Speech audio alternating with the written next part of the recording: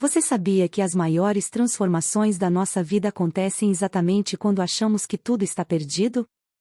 Existe um momento preciso entre o desespero e a esperança que define completamente quem nos tornamos. E hoje você vai descobrir essa linha invisível através de uma história real que pode mudar sua perspectiva sobre seus próprios desafios. Mas antes de começar, me conta aqui nos comentários, de que cidade você está me assistindo agora? Eu adoro saber de onde vocês são.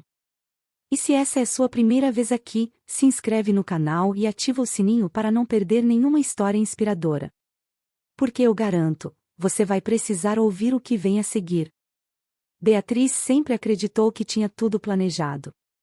Aos 32 anos, era gerente de projetos em uma multinacional, morava em um apartamento confortável no centro da cidade, tinha um casamento que parecia sólido com Roberto e sonhava com a maternidade que estava prestes a se realizar. A gravidez de 5 meses era o coroamento de uma vida construída com dedicação e esforço. Tudo desmoronou em uma única semana de março. Primeiro veio a notícia do hospital. Complicações na gestação exigiam repouso absoluto e havia risco real de perder o bebê. Beatriz mal teve tempo de processar o choque quando recebeu o telefonema da empresa. A multinacional estava passando por reestruturação e seu departamento seria extinto. Ela tinha 30 dias para encontrar outra posição internamente ou seria desligada. Como se não bastasse, Roberto chegou em casa naquela sexta-feira com o rosto pálido e as mãos tremendo. Sentou-se à mesa da cozinha e, evitando seus olhos, confessou que estava tendo um caso há 6 meses. Disse que se sentia sufocado, que não estava pronto para ser pai, que precisava de espaço. Beatriz ouviu cada palavra como se fossem lâminas cortando sua alma. Em menos de 1 hora, Roberto fez as malas e saiu pela porta, deixando para trás 15 anos de relacionamento e um futuro que jamais existiria. Naquela noite, sozinha no apartamento silencioso, Beatriz sentou-se no chão do quarto que seria do bebê. As paredes pintadas de amarelo suave pareciam zombar de sua ingenuidade. Como tinha sido tão cega? Como não perceber os sinais? Mais importante, como seguiria em frente quando tudo pelo qual trabalhará tinha evaporado em questão de dias? As lágrimas vieram em ondas incontroláveis. Ela chorou pela traição, pela carreira em ruínas, pelo medo de perder o filho que carregava no ventre. Chorou pela mulher forte que sempre fora e que agora se via completamente despedaçada. Quando finalmente não restavam mais lágrimas, Beatriz ficou deitada no chão frio, olhando para o teto, e sussurrou para o universo: eu não aguento. Não sei como vou sobreviver a isso. O amanhecer chegou e a encontrou ainda no mesmo lugar. A luz do sol entrando pela janela parecia cruel em sua alegria. Como o mundo podia continuar girando quando o dela tinha parado? Beatriz colocou a mão sobre a barriga, sentindo o pequeno movimento do bebê, e soube que, apesar de tudo, precisava encontrar forças para continuar. Não por ela, mas pela vida que dependia dela. Era o primeiro dia da noite mais longa de sua existência. Os dias seguintes foram um borrão de dor e sobrevivência automática. Amigos ligavam, mas Beatriz não tinha energia para atender. Sua mãe, Helena, veio de sua cidade natal e praticamente se mudou para o apartamento, cozinhando refeições que Beatriz mal tocava e oferecendo palavras de consolo que pareciam incapazes de penetrar a armadura de tristeza que a envolvia. Isso vai passar, minha filha, dizia Helena, acariciando seus cabelos. Não há noite sem amanhecer. Mas Beatriz não conseguia acreditar. Aquela noite parecia eterna, sem qualquer promessa de luz. As semanas que se seguiram foram as mais sombrias da vida de Beatriz. O repouso forçado a mantinha confinada ao apartamento, transformando-o em uma prisão de memórias dolorosas. Cada cômodo guardava lembranças de Roberto, a poltrona onde ele lia aos domingos, a caneca que esquecera no armário, o cheiro do perfume que ainda impregnava o closet. Ela cogitou se mudar, mas não tinha energia nem recursos financeiros para isso. A empresa ofereceu uma indenização modesta pelo desligamento. Beatriz assinou os papéis com mãos trêmulas, sentindo que estava assinando o fim de uma era. Aquele emprego representava mais do que um salário, era sua identidade, seu propósito, o lugar onde se sentia competente e valorizada. Agora era apenas mais uma desempregada em um mercado saturado, com uma gravidez de risco que afastaria qualquer empregador. As noites eram particularmente cruéis. Beatriz acordava às 3 da manhã, o horário em que as preocupações se amplificavam até se tornarem monstros intransponíveis. Como pagaria as contas quando a indenização acabasse? E se algo desse errado com o bebê? Como criaria um filho sozinha, sem emprego, sem companheiro, possivelmente sem saúde mental? As perguntas giravam em sua cabeça como um disco arranhado, sempre as mesmas, sempre sem resposta. Certa madrugada, em um momento de desespero profundo, Beatriz abriu o laptop e começou a pesquisar sobre depressão pós-traumática. Reconheceu-se em cada sintoma descrito. A falta de apetite, a insônia, a sensação de vazio no peito, a dificuldade de sentir alegria ou esperança. Parte dela sabia que precisava de ajuda profissional, mas outra parte resistia, como se admitir que precisava de terapia fosse mais uma falha em sua lista crescente de fracassos. Foi sua mãe quem tomou a iniciativa. Helena, percebendo que a filha estava afundando em um lugar de onde talvez não conseguisse sair sozinha, marcou uma consulta com uma psicóloga e simplesmente anunciou: amanhã às 10 horas você tem uma sessão. Eu vou levar você. Beatriz queria recusar, mas não tinha forças nem para isso. Doutora Carmen era uma mulher de seus 60 anos, com olhos gentis e uma presença tranquilizadora. Ela não ofereceu platitudes vazias ou otimismo forçado. Apenas ouviu enquanto Beatriz despejava toda sua dor, raiva e medo. No final da sessão, a psicóloga disse algo que ficaria gravado na mente de Beatriz: você passou por múltiplos traumas simultaneamente. É natural que esteja se sentindo assim. Mas quero que saiba que o que você está sentindo agora não é o que vai sentir para sempre. A dor é real, mas também é temporária. Nosso trabalho aqui será ajudá-la a atravessar essa noite até que você possa ver o amanhecer. Pela primeira vez em semanas, Beatriz sentiu uma fagulha minúscula de algo que talvez fosse esperança. Não era muito, mas era suficiente para fazê-la marcar a próxima sessão. Paralelamente, o acompanhamento médico da gravidez se intensificou. Beatriz teve que fazer repouso absoluto, o que significava ficar deitada quase o dia todo. A ironia não passou despercebida: justamente quando precisava agir, movimentar-se, reconstruir sua vida, ela era forçada à imobilidade total. Mas o bebê estava crescendo, e os ultrassons mostravam que, apesar de todas as tempestades na vida de Beatriz, aquela pequena vida continuava se desenvolvendo, resiliente. Uma tarde, sentindo os movimentos do bebê, Beatriz teve uma epifania. Ela não estava sozinha.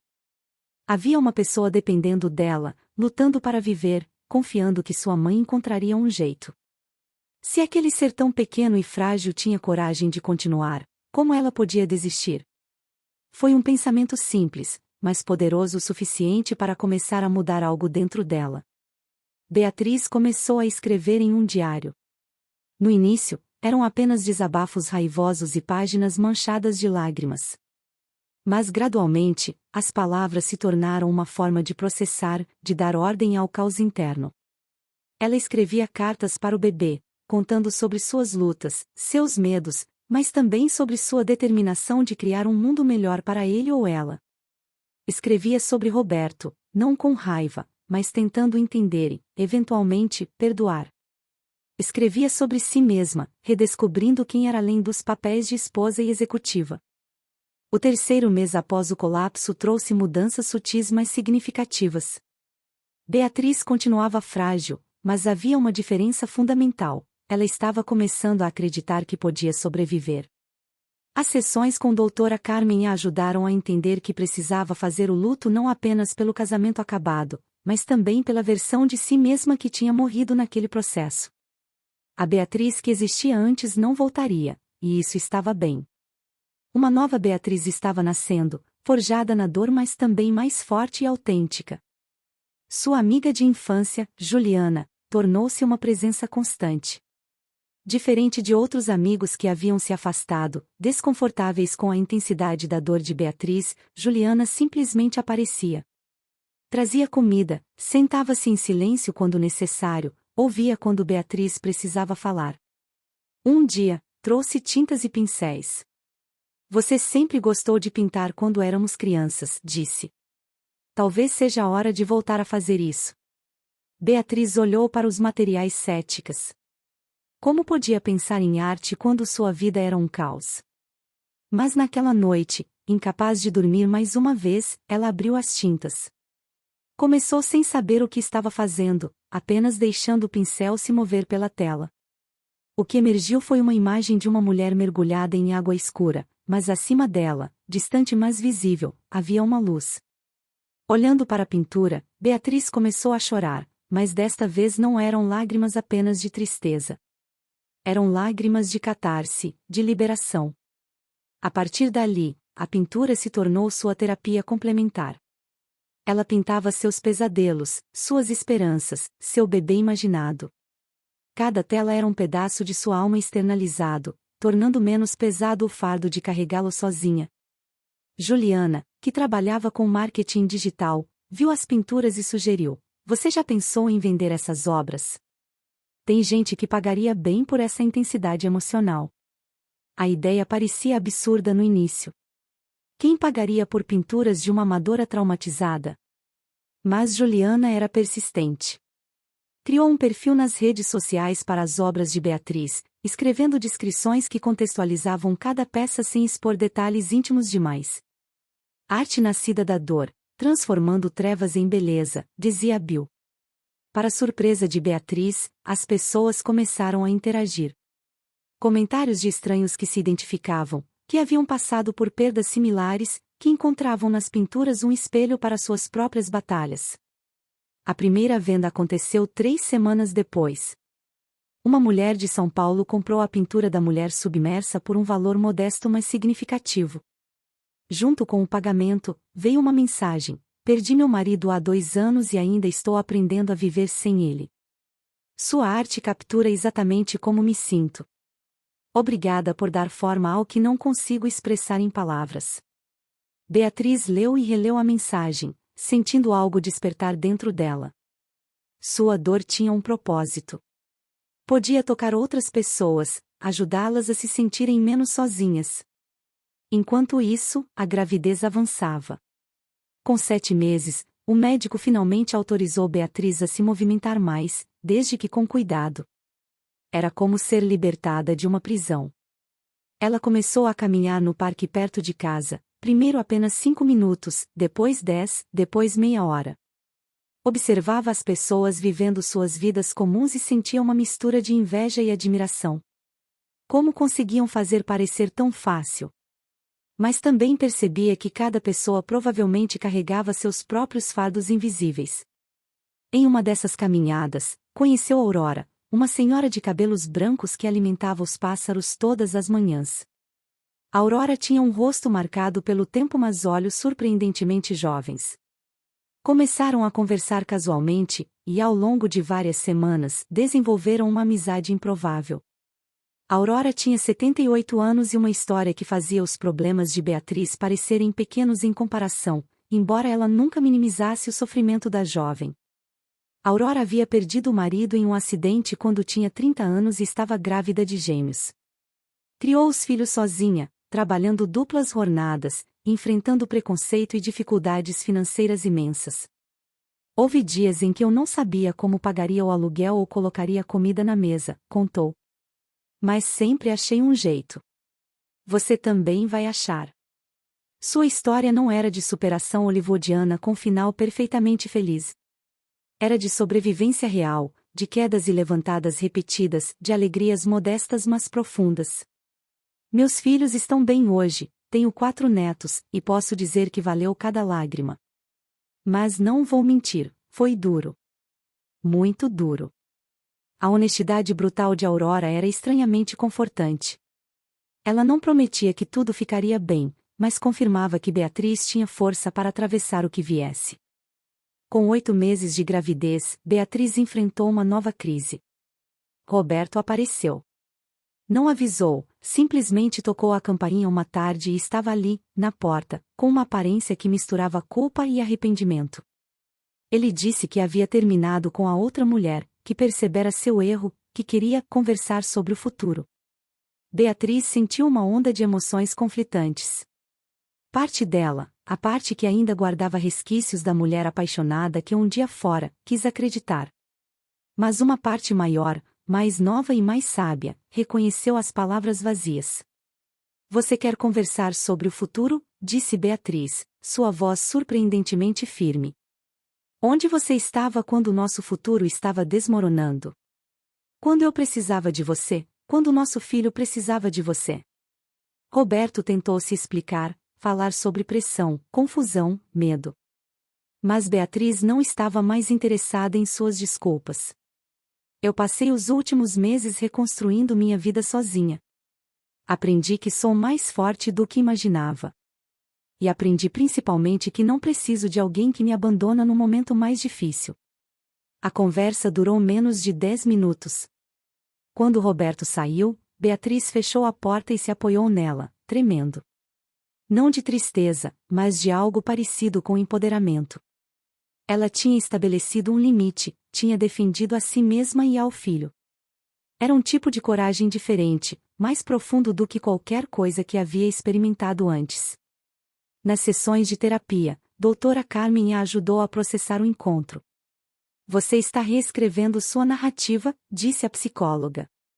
Não é mais a história de uma vítima passiva, mas de uma sobrevivente ativa. Isso é enorme. Beatriz começou a ver sua jornada sob uma nova luz. Sim, coisas terríveis haviam acontecido. Mas ela estava escolhendo como responderia a elas. As pinturas continuavam a ser produzidas e vendidas. Beatriz não estava ficando rica, mas o dinheiro complementava sua indenização e, mais importante, dava-lhe um senso de propósito. Ela começou a receber mensagens de pessoas que haviam comprado suas obras, contando suas próprias histórias de superação. Formou-se uma pequena comunidade online de pessoas atravessando suas próprias noites escuras. Uma dessas pessoas era Ricardo, um viúvo de 40 anos que havia perdido a esposa para o câncer. Eles começaram a conversar por mensagens, primeiro sobre arte, depois sobre perda, depois sobre reconstrução. Ricardo não era um interesse romântico, Beatriz estava longe de pronta para isso, mas era um amigo que entendia a geografia única da dor profunda. A gente não supera essas coisas, ele escreveu certa vez. A gente aprende a carregar o peso de forma diferente. Com 38 semanas de gravidez, Beatriz finalmente montou o quarto do bebê. Sua mãe e Juliana a ajudaram, transformando o espaço que uma vez ela havia contemplado com desespero em um lugar de esperança. Beatriz escolheu não saber o sexo, querendo uma surpresa. Pintaram as paredes de um verde suave e penduraram uma de suas próprias pinturas, uma que mostrava o amanhecer rompendo a noite.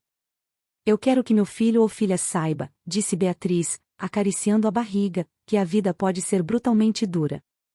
Mas também que temos dentro de nós uma capacidade incrível de resistir, de curar, de recomeçar. Quero que essa criança cresça sabendo que não há noite tão escura que não termine eventualmente. O parto estava próximo e, pela primeira vez, Beatriz se sentia genuinamente empolgada em vez de aterrorizada. Tinha medo, claro, medo das responsabilidades, dos desafios, da possibilidade de não ser uma mãe boa o suficiente. Mas havia algo mais forte que o medo, uma determinação feroz de criar aquela criança com amor, resiliência e honestidade sobre as complexidades da vida. Ela também tomou decisões práticas. Matriculou-se em um curso online de design gráfico, pensando em formas de monetizar seu talento artístico de maneira mais estável. Fez networking com outros artistas locais, explorando possibilidade de exposições. Organizou suas finanças com a ajuda de um consultor, criando um orçamento apertado mas viável para os primeiros anos. Aurora continuava sendo uma presença reconfortante. Você vai se surpreender com o quanto pode suportar, disse a amiga mais velha. Maternidade solo não é fácil, mas você vai descobrir reservas de força que nem sabia que tinha. E além disso, acrescentou com um sorriso, você não está realmente sozinha. Tem sua mãe, suas amigas e tem a mim, essa velha intrometida. Laura nasceu em uma manhã de setembro, com o céu ainda escuro mas prometendo clarear. O parto foi longo e doloroso, mas quando Beatriz finalmente segurou aquela pequena vida contra o peito, algo fundamental mudou dentro dela.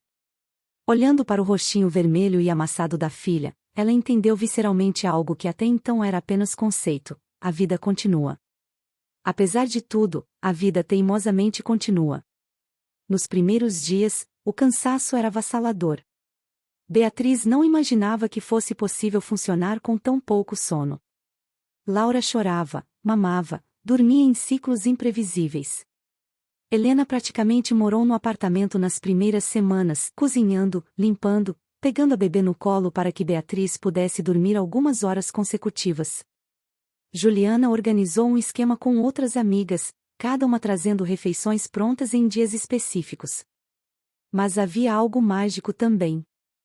Segurar Laura, sentir o peso morno daquele corpinho, ver os olhos escuros tentando focar, os dedinhos minúsculos se fechando em torno de seu dedo, tudo isso preenchia um vazio que Beatriz nem sabia que tinha. Ela fotografou Laura dormindo e postou com uma de suas pinturas ao fundo, escrevendo: "Minha maior obra de arte. Meu amanhecer pessoal." Os comentários foram esmagadoramente positivos.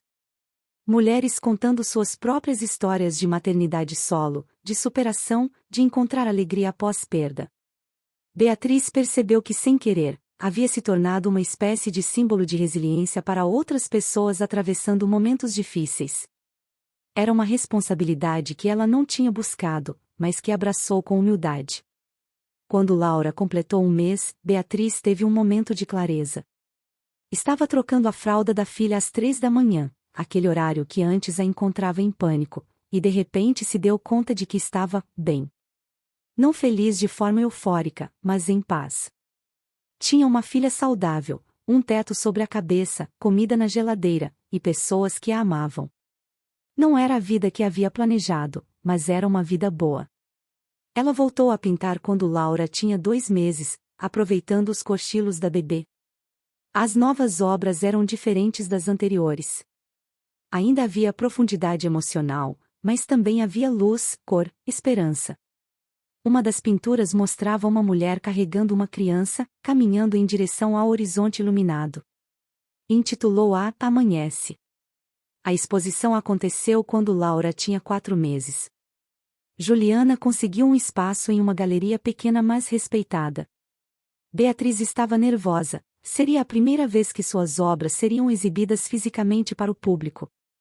Chegou a vernissage com Laura no slim, o cabelo ainda úmido do banho apressado, sem maquiagem elaborada, mas com um vestido que a fazia se sentir bonita pela primeira vez em quase um ano.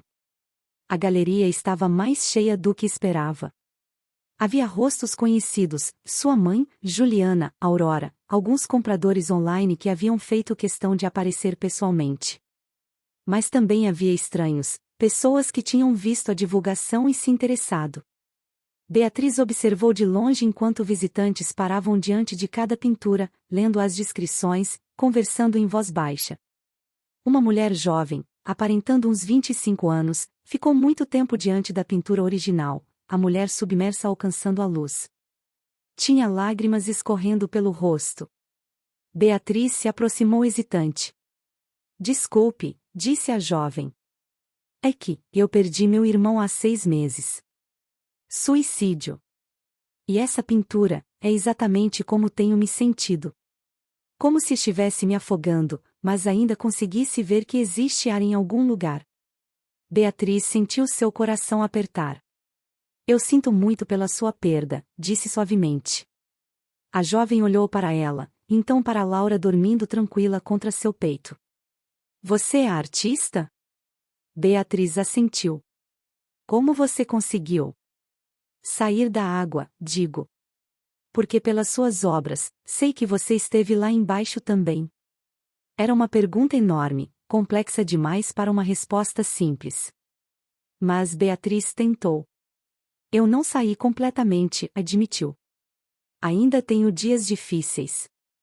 Mas aprendi que a gente não precisa esperar estar completamente curada para viver. A gente vive durante a cura. E cada pequeno passo, cada dia que escolhemos continuar, é uma vitória." A jovem abraçou Beatriz, um abraço apertado de alguém precisando desesperadamente acreditar que a dor poderia diminuir. "Obrigada", sussurrou. por criar isso. Por me deixar ver que não estou sozinha. Aquela noite, Beatriz vendeu 6 pinturas. Não era uma fortuna, mas era validação. Seu sofrimento transformado em arte estava tocando pessoas, criando conexões, talvez até salvando vidas. No caminho de casa, com Laura dormindo no banco de trás e o som suave da cidade noturna ao redor, Beatriz sorriu. Um sorriso genuíno, vindo de dentro. Havia recomeçado. Tinha construído uma nova vida sobre os escombros da antiga. O primeiro ano de Laura foi um turbilhão de primeiras vezes, primeiro sorriso, primeiro dente, primeiras palavras. Beatriz documentou tudo, não apenas em fotos, mas em pinturas e escritos. Criou um blog onde compartilhava suas experiências de maternidade solo, sempre honesta sobre as dificuldades mas também sobre as alegrias profundas. O blog cresceu organicamente, e com ele vieram oportunidades inesperadas. Uma editora pequena entrou em contato propondo um livro.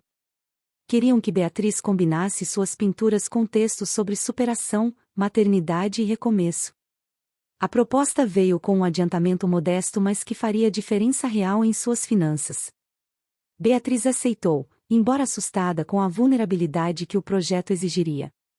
Escrever sobre suas feridas mais profundas para consumo público era aterrorizante. Mas também era libertador. O processo de escrever o livro foi terapêutico.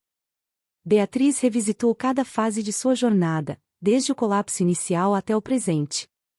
Chorou muito durante a escrita, mas também riu, lembrando de momentos absurdos, como aquela vez que tentou montar o berço seguindo instruções em chinês e acabou com uma estrutura que mais parecia arte moderna abstrata. Incluiu cartas para Laura, explicando a história de seu nascimento com honestidade apropriada à idade que a menina teria quando pudesse ler. Enquanto isso, Beatriz também enfrentou desafios práticos de ser mãe solo. Quando Laura ficava doente, não havia ninguém para dividir a preocupação ou os cuidados noturnos. Quando precisava trabalhar, tinha que fazer malabarismos com babás e a ajuda da avó. Finanças eram sempre apertadas, não havia margem para erro. Mas havia também liberdade, todas as decisões sobre Laura eram suas. Não precisava negociar estilos parentais conflitantes ou lidar com interferências. Ricardo, o amigo viúvo, continuava sendo uma presença constante por mensagens. Com o tempo, desenvolveram uma amizade profunda baseada em compreensão mútua. Ele tinha um filho de 10 anos, Mateus, e ocasionalmente compartilhava as dificuldades de criar um menino processando o luto pela mãe. É diferente quando eles fazem perguntas que você não sabe responder, escreveu uma vez. Como a mamãe ainda me ama do céu. O que eu digo? Que sim mesmo que eu não tenha certeza se existe céu. Que não sei mas gostaria de acreditar que sim?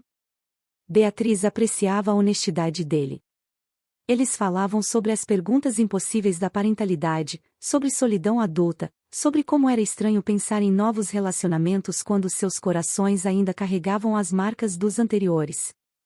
Não era romance, mas era intimidade de um tipo diferente, duas almas feridas reconhecendo a dor uma da outra.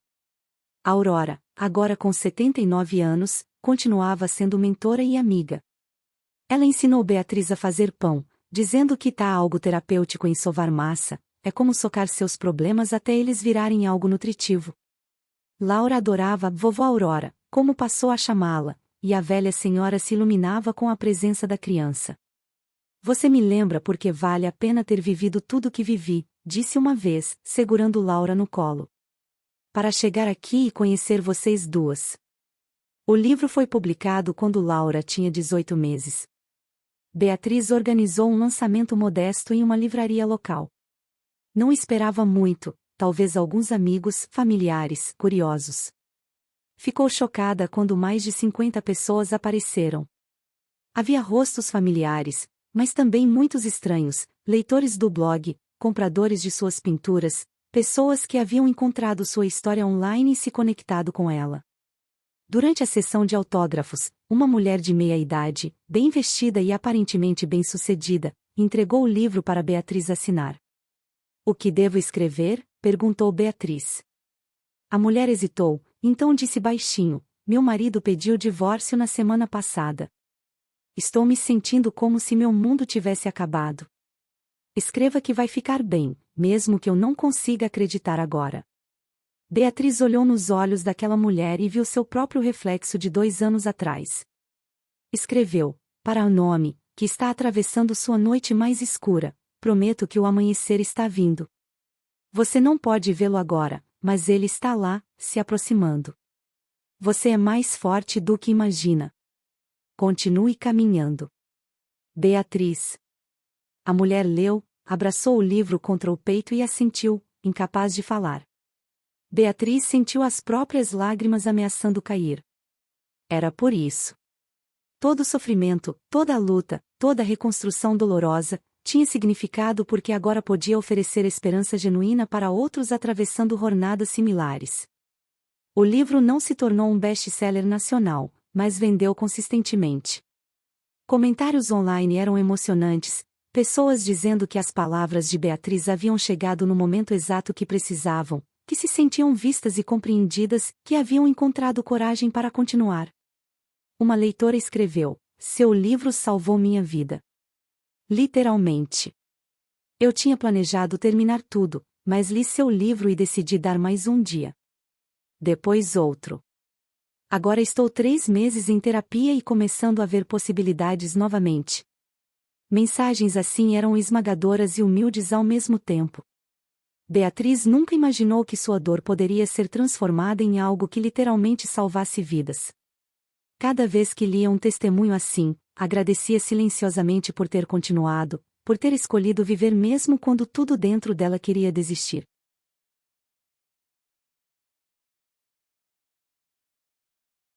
Quando Laura completou 2 anos, Beatriz percebeu que havia atravessado para o outro lado. Não que tudo fosse perfeito, longe disso. Ainda tinha contas apertadas, noites de insônia, momentos de solidão aguda. Mas fundamentalmente, estava bem.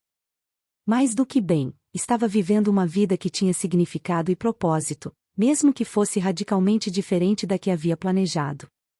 As vendas de pinturas e do livro proporcionaram uma renda estável, embora modesta. Beatriz complementava com trabalhos freelance de design gráfico, algo que aprenderá durante o curso online. Não era a carreira corporativa que um dia teve, mas oferecia flexibilidade para estar presente na vida de Laura, e isso valia mais do que qualquer salário executivo. A grande surpresa veio quando Beatriz foi convidada para dar uma palestra em um evento sobre empreendedorismo feminino. Ela hesitou inicialmente, não se via como empreendedora, apenas como alguém que havia encontrado formas criativas de sobreviver. Mas Juliana a convenceu: você construiu um negócio do zero, enquanto atravessava um trauma profundo e criava um bebê sozinha. Isso é empreendedorismo na sua forma mais pura e corajosa. A palestra foi aterrorizante. Beatriz subiu ao palco com as mãos tremendo, olhando para uma audiência de mais de 200 mulheres.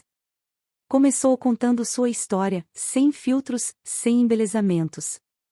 Falou sobre o desmoronamento, sobre as noites chorando no chão, sobre querer desistir. Também falou sobre as pequenas vitórias, a primeira pintura vendida, o primeiro sorriso de Laura, o dia em que percebeu que estava rindo genuinamente pela primeira vez em meses.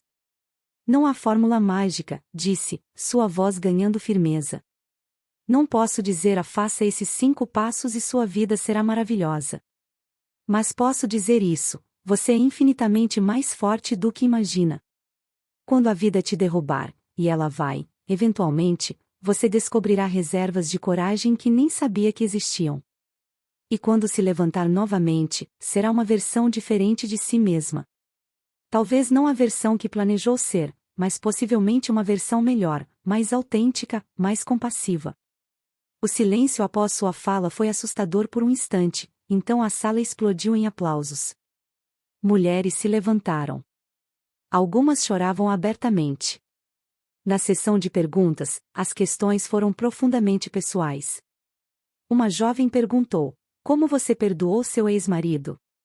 Beatriz pensou cuidadosamente antes de responder. Não sei se perdoei completamente. Alguns dias sim, outros não tanto. Mas percebi que guardar raiva era como beber veneno esperando que ele adoecesse. O perdão não foi um presente para ele, foi um presente para mim. Foi me libertar da prisão do ressentimento. Após o evento, dezenas de mulheres fizeram fila para falar com Beatriz.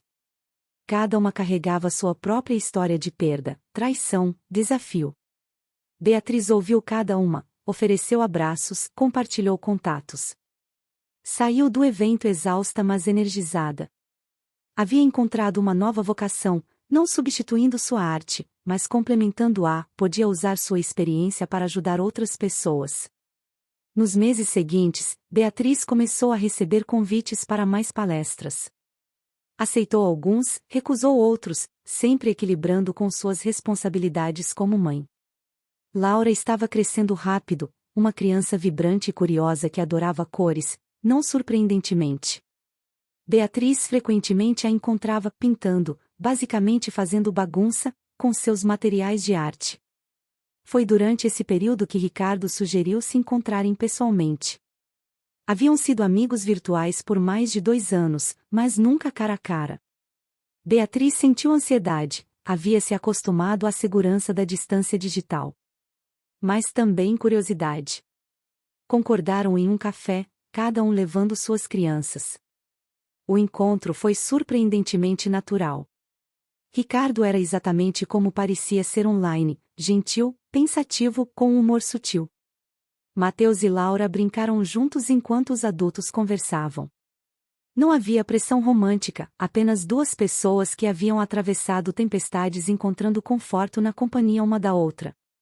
Quando se despediram, combinaram de se encontrar novamente. Talvez, com o tempo, algo mais florescesse. Ou talvez permanecessem apenas amigos. Beatriz estava bem com ambas possibilidades. Havia aprendido que não precisava de um parceiro para estar completa, o que paradoxalmente a deixava mais aberta para eventualmente ter um. Aurora, agora com 80 anos, começou a ter problemas de saúde. Beatriz a visitava regularmente, levando Laura, ajudando com compras e consultas médicas. A dinâmica havia se invertido, a mentora agora precisava de cuidado. É o círculo da vida, disse Aurora com um sorriso cansado.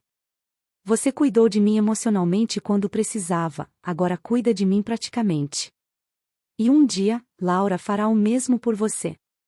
Uma tarde, sentadas no banco do parque onde se conheceram, Aurora segurou a mão de Beatriz. Estou orgulhosa de você, sabe? Ver a mulher quebrada que conheci se transformar nessa força da natureza, foi um dos maiores presentes dos meus últimos anos.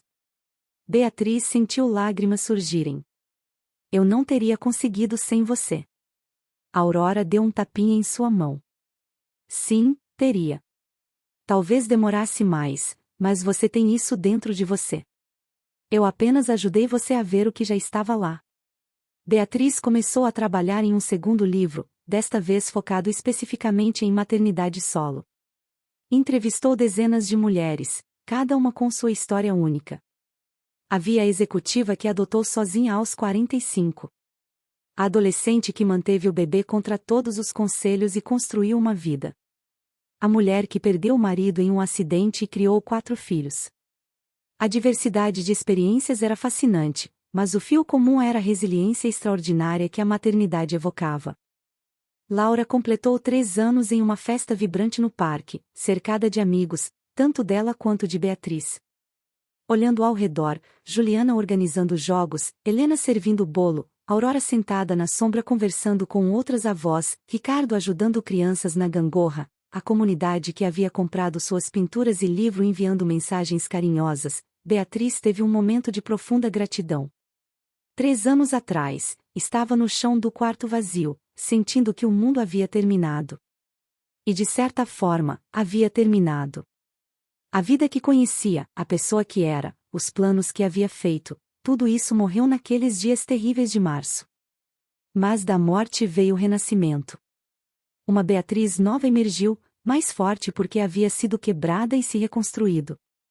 Mais compassiva porque conheceu intimamente o sofrimento. Mais autêntica porque havia removido todas as máscaras na vulnerabilidade absoluta. Ela não romantizava o sofrimento. Não diria que valeu a pena, porque isso minimizaria a dor real que experimentou. Mas podia dizer com honestidade que havia crescido através da dor, que havia descoberto profundezas dentro de si mesma que nunca saberia existir sem os desafios. O segundo livro foi publicado com sucesso ainda maior que o primeiro.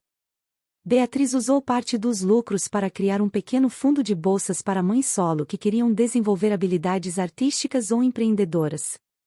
Não era muito, podia apoiar apenas 5 mulheres por ano, mas era algo concreto, uma forma de transformar sua experiência em ajuda tangível.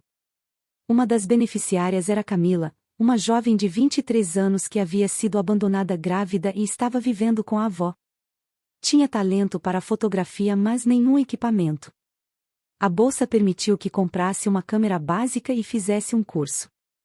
6 meses depois, estava conseguindo clientes para ensaios familiares. Você me deu mais que dinheiro, disse a Beatriz. Me deu esperança. Me mostrou que é possível reconstruir. Ricardo e Beatriz continuaram se encontrando regularmente.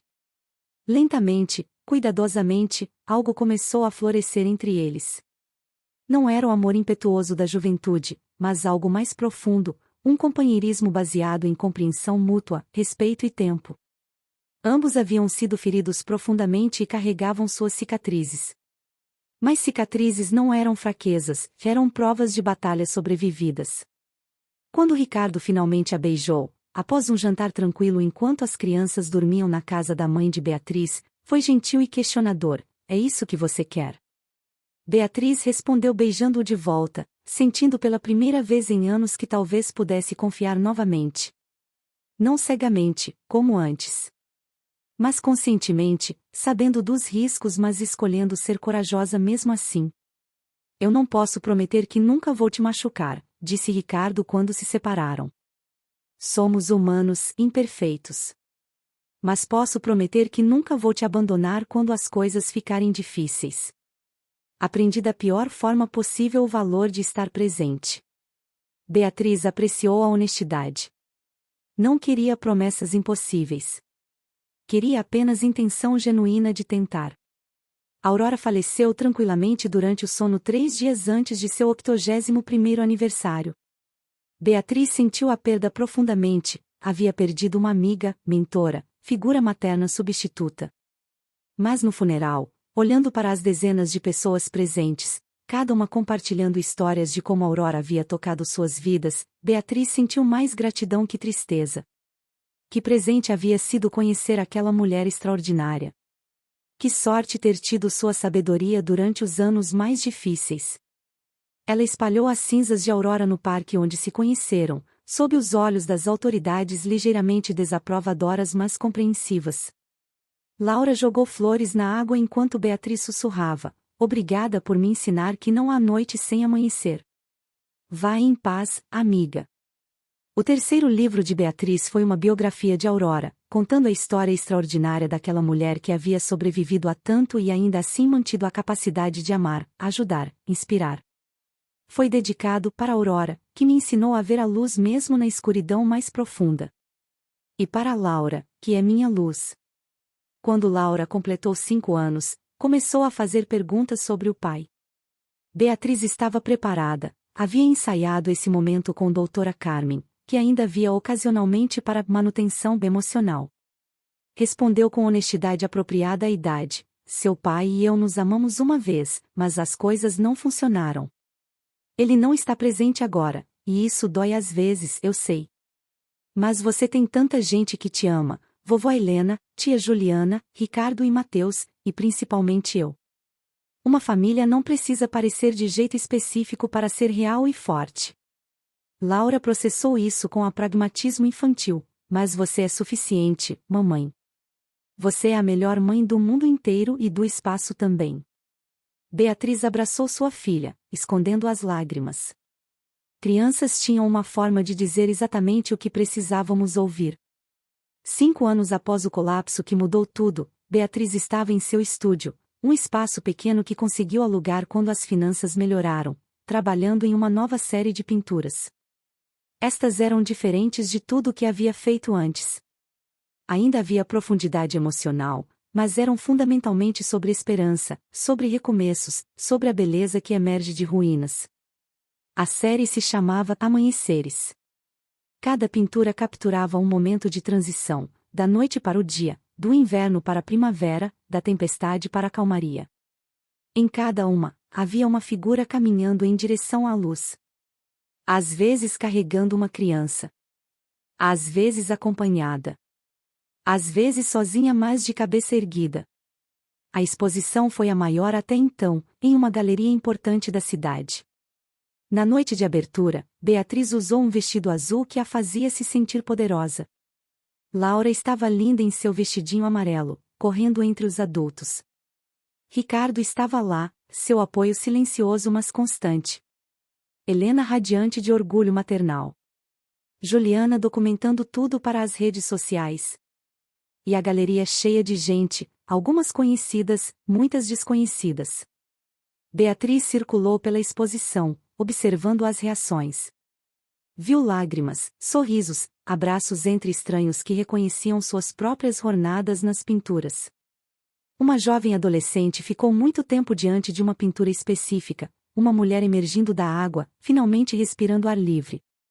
A garota tinha marcas de autolesão nos braços, mal escondidas pelas mangas compridas. Beatriz se aproximou gentilmente. Esta é minha favorita, disse a garota sem tirar os olhos da pintura. Eu também estive submersa. Ainda estou, na maior parte do tempo. Mas tem momentos que consigo respirar, sabe?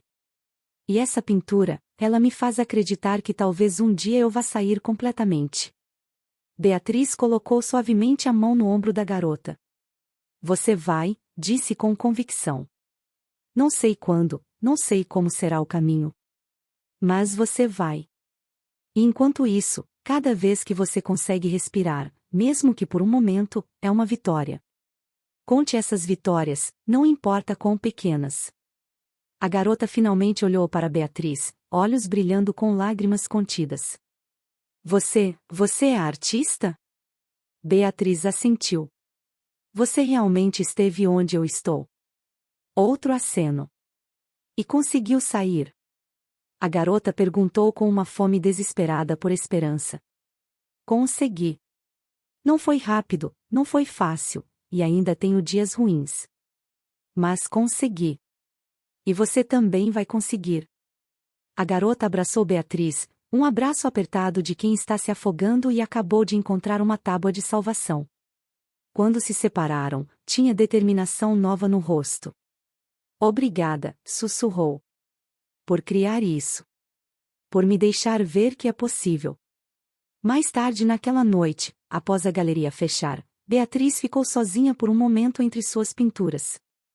Olhou para a jornada visual de sua própria transformação, das obras escuras e angustiadas do começo até as luminosas e esperançosas de agora. Cada pintura era um marco, um pedaço de sua alma preservado em tela. Pensou na Beatriz de 5 anos atrás, despedaçada no chão daquele quarto vazio, convencida de que nunca mais seria feliz. Se pudesse falar com aquela mulher, o que diria? Que a dor eventualmente diminuiria? Que ela encontraria forças que desconhecia? Que construiria uma vida bonita das cinzas? Todas essas coisas eram verdade, mas talvez o mais importante seria: continue. Apenas continue. Mesmo quando cada célula do seu corpo quiser desistir, dê mais um passo. E depois outro. E outro. Porque não há noite sem amanhecer. A escuridão é real, a dor é real, mas também é temporária. O amanhecer está vindo. Eu prometo, o amanhecer está vindo. Laura correu para ela, quebrando suas reflexões. Mamãe, Ricardo disse que podemos tomar sorvete. Podemos? Beatriz pegou a filha no colo, sentindo o peso reconfortante, o cheiro de shampoo de bebê misturado com tinta. Laura havia ajudado no estúdio mais cedo. Podemos, disse, beijando o topo da cabeça da menina. Saindo da galeria, Laura em um braço e a mão de Ricardo na sua, Beatriz olhou para o céu. Era noite, estrelas brilhando no escuro. Mas ela sabia, com certeza absoluta, que amanhã o sol nasceria novamente. Sempre nascia. Essa era a promessa fundamental da existência, que não importava quão escura a noite, o amanhecer era inevitável. E ela, Beatriz, era prova viva disso. Havia atravessado sua noite mais escura e emergido do outro lado. Não sem cicatrizes, não sem mudanças fundamentais, mas viva, inteira de uma forma nova, e capaz não apenas de viver, mas de florescer. Enquanto caminhavam pela rua iluminada por lâmpadas amarelas, Laura começou a cantarolar uma música que aprenderá na escola. Algo sobre o sol sempre voltar. Ricardo apertou sua mão. E Beatriz, pela primeira vez em muito tempo, sentiu-se completamente presente no momento, não presa no passado doloroso, não ansiosa sobre o futuro incerto, mas aqui, agora, viva e grata por cada respiração. A jornada não havia terminado. Nunca terminaria realmente. Haveria mais desafios, mais noites, mais tempestades. Mas Beatriz agora sabia, no fundo de sua alma, que tinha dentro de si tudo o que precisava para atravessar qualquer escuridão. Porque havia feito isso antes. Havia caído no abismo mais profundo e encontrado o caminho de volta. E se precisasse fazer novamente, saberia o caminho. Mas por agora, neste momento perfeito e imperfeito, ela simplesmente caminhou pela noite estrelada com sua filha rindo e o homem que talvez amasse, em direção ao sorvete e ao lar e ao amanhã que viria com seu amanhecer inevitável e glorioso. Fim. Não há noite sem amanhecer. A certeza de que tudo passa não é desespero, é esperança. Porque se tudo passa, a dor também passará. E o que permanece é a força que descobrimos em nós mesmos durante a travessia.